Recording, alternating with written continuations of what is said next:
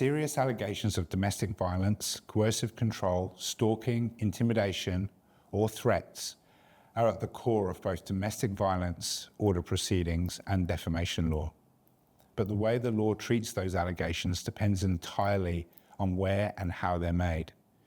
When such allegations are made as part of a domestic violence order application or defense, the communication through the proper channels like police reports, affidavits, or evidence giving in court are protected by a defense of absolute privilege. That means they can't form the basis of a defamation claim, even if they're false or made maliciously, because the justice system must allow people to speak freely to protect safety and enforce protection orders.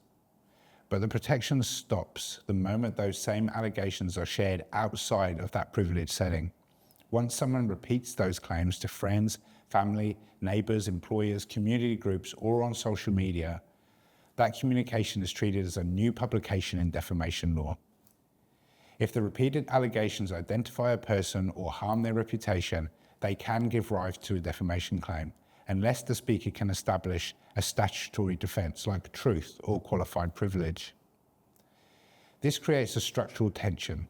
Domestic violence systems rely on frank disclosure within formal processes, but defamation law imposes strict consequences for uncontrolled repetition of those things.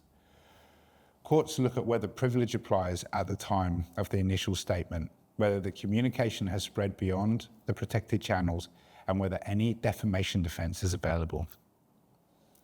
The key takeaway is this: allegations made in police reports or court are protected, but once they're communicated outside of those settings, particularly online, the privilege ends and serious legal risk arises. Understanding the limits of privilege, the definition of publication, and how motive affects defamation defenses is essential for anyone involved in domestic violence and defamation disputes. Contact us today for a free 30-minute consultation with an experienced defamation professional, and let us help you protect your rights.